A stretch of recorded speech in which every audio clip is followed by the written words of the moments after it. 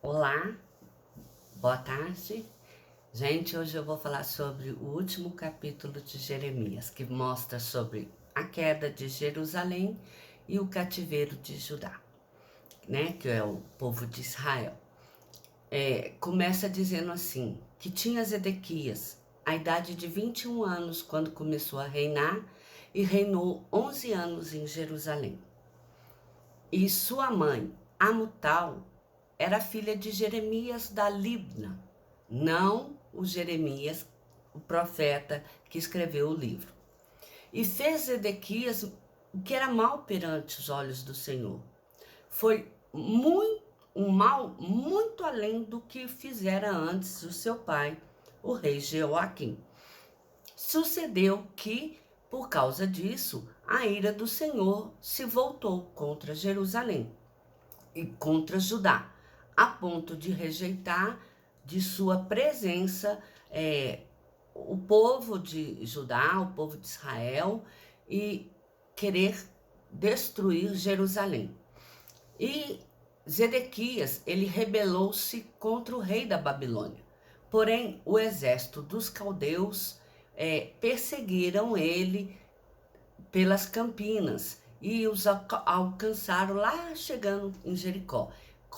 Como vocês devem ter lembrado, Zedequias ouviu a palavra de que ele seria morto, né? E que ele tentou fugir, mas acontece que ele tentou fugir pela porta que havia entre dois muros, pelas campinas de Jericó, enquanto os príncipes estavam assentados no palácio e esses passaram pelo jardim da casa do rei. Mas acontece que fato é que Zedequias foi preso e levado para a Babilônia, que ficava em Ribla. E lá essa Ribla ficava nas terras de Amate. É uma cidade, é um lugarejo que ficava numa cidade maior nos dias de hoje, para se entender de forma mais fácil. E o que Nabucodonosor fez? Quando ele foi levado à sua presença, Zedequias, os filhos e os príncipes que foram presos, o rei da Babilônia, Nabucodonosor, mandou que fosse morto na presença do rei Zedequias, os seus 2 filhos e os demais príncipes de Judá. E depois que ele presenciou a morte dos filhos e dos príncipes, o rei Nabucodonosor pessoalmente foi e vazou os olhos do rei Zedequias. Depois de ter os olhos vazados, ou seja, de ter ficado cego dos 2 olhos, Zedequias foi colocado 2 cadeados de bronze sobre os seus braços e esse foi levado ao cárcere e ali ficou até os dias da sua morte, preso em Babilônia.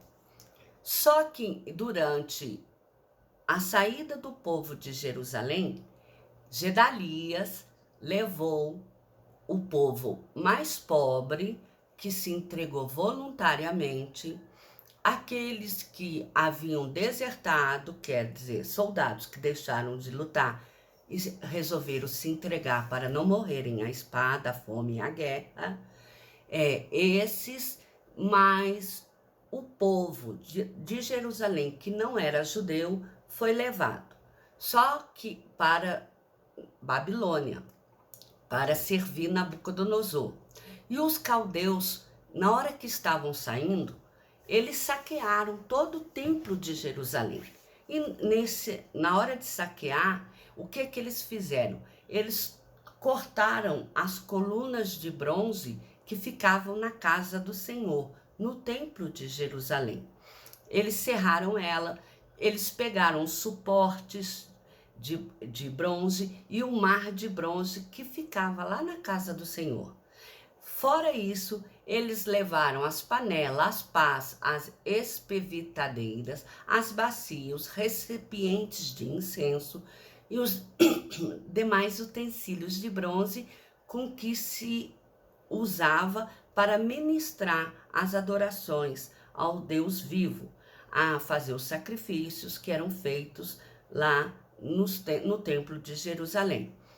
Fora isso, levaram os copos, braseiro, as bacias, as panelas, o candeeiro, recipientes de incenso, as taças e tudo quanto fosse de ouro ou de prata. Levou também o chefe da guarda de Seraías, o sumo sacerdote e as sanfonias, segundo o sacerdote, e 3 guardas da porta. Nebuzaradã levou todas essas pessoas, junto com as demais, e entregou ao rei da Babilônia, lá na cidade de Ribla. Ali, o rei de Babilônia feriu e matou, na terra de Amate, Sanfonias, Seraías e os 3 guardas que ficavam à porta do templo. Só se sabe que Judá foi levado cativo para fora da sua terra para o exílio. E só do povo de Judá foi levado 3.023 judeus. Isso no primeiro dia que Nabucodonosor tomou o povo. Lembra-se que Jeremias havia dito que lá o povo, escrito uma carta, que lá era para o povo fazer casa, era para casar, era para ter filhos e os seus filhos casarem-se, era para os filhos dos seus filhos casarem-se. Pois bem, no ano 18º de Nabucodonosor, esses 3.023 judeus já haviam aumentado, já 832 pessoas. Então, Nabucodonosor e Nebuzaradã, chefe da guarda, levou cativo dentre os judeus mais 745 pessoas. Todas as pessoas no total foram 4.600, que foram as pessoas que haviam sido levadas no dia do cativeiro e as pessoas que foram depois aumentando conforme ocorreu os casamentos, os nascimentos e os nascimentos dos netos, né? Do povo que havia se casado lá na Babilônia. Só sabe-se que quando chegou no 37º ano, em que o povo estava já cativo lá em Judá, o povo de Judá já estava cativo, Evil-Merodach, rei da Babilônia, que foi o rei que sucedeu, né, Nabucodonosor, esse decidiu libertar o rei Jeoaquim, que era o rei de Judá, e o fez sair do cárcere. E uma vez que ele libertou Jeoaquim do cárcere, o que ele fez? Ele decidiu agir com benignidade com Jeoaquim e deu a ele um lugar de mais honra do que os reis da própria Babilônia. E Jeoaquim passou a sentar na mesa do rei para comer pão na sua presença todos os dias da sua vida. E da parte do rei da Babilônia lhe foi dado subsistência vitalícia, uma pensão diária até o dia da sua morte, durante todos os dias de sua vida. O que isso quer contar? Quer contar que Deus cumpriu a promessa, aquela que ele fez através de Jeremias, quando mandou a carta, de que o povo ia e que se este vivesse em paz com o povo da Babilônia, a paz estaria sobre eles. E que lá era para eles se casarem e lá eles poderiam aumentar e não diminuir. E foi o que aconteceu, porque de 3.000 e poucas pessoas, de repente passar para 4.600, significa que o Senhor agiu de maneira amorosa com aquele povo, cuidou realmente dele, que além deles não diminuírem, Deus fez com que eles aumentassem. Lembrando que durante esse interim, alguns dos judeus que não haviam ficado na Babilônia, mas haviam ido com Gedalias para outra cidade, que é em Mical, essas haviam sido pegas por Joanã e levadas para o Egito. Esse povo que esteve no Egito lá sofreu. Lá eles tiveram que fugir e espalharam-se para outras cidades. Então, este povo foi considerado o povo que não viveu em paz, não viveu em harmonia com a cidade da Babilônia.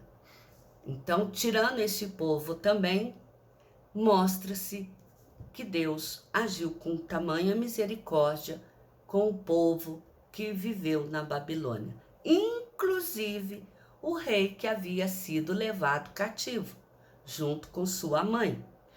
Porque no final, Evil-Merodach, que é o novo rei da Babilônia, esse deu a Joaquim pensão vitalícia e fez com que ele tivesse o privilégio de sentar junto ao rei no melhor lugar da mesa e com ele participar da ceia todos os dias de sua vida.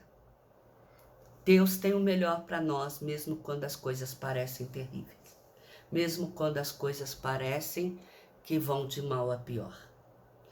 O que importa é que o coração da gente esteja voltado para o Senhor e que a gente não esqueça das palavras dele. Que se a gente cumprir e andar segundo aquilo que foi advertido para nós fazermos, Deus vai cumprir as suas palavras. Porque Deus sente prazer em ver os seus filhos abençoados. Deus sente prazer em ver que seus filhos, eles estão de acordo com os seus desígnios, com aquilo que Deus escolheu para eles viverem. Que você e eu possamos fazer de acordo com o que o Senhor estabeleceu para que nós vivamos e façamos. Porque assim, eu e você teremos uma vida mais fácil diante do Senhor. De uma forma bem rápida, eu vou fazer uma nova live e dessa vez eu vou fazer uma conclusão geral, pessoal, de todo o ensinamento que que o livro de Jeremias nos apresentou. Desde o capítulo 1 até este capítulo 52, que foi falado agora, cuja a explicação foi dada segundo a leitura daquilo que Jeremias resumiu, do que ele entendeu sobre aquele povo. Eu, na minha pequenez, vou fazer uma conclusão geral para que possa ajudar as pessoas a entenderem, assim como eu entendi, a palavra do Senhor. Eu espero que possa ser de ajuda a vocês, porque tudo que eu falo, pode ter certeza que eu falo com temor do Senhor, porque sempre que eu falo, primeiro eu oro, eu leio a Bíblia, eu estudo as palavras a serem ditas e eu creio que Deus coloca na minha boca aquilo que deve ser falado, porque eu tenho muito temor e respeito a Deus. Eu não pretendo falar nada de mim, porque eu nada sou, nada tenho e nada posso fazer por ninguém. Inclusive, eu sou eterna dependente do Senhor. E eu espero apenas contribuir um pouquinho com vocês no entendimento da palavra do Senhor. Amém?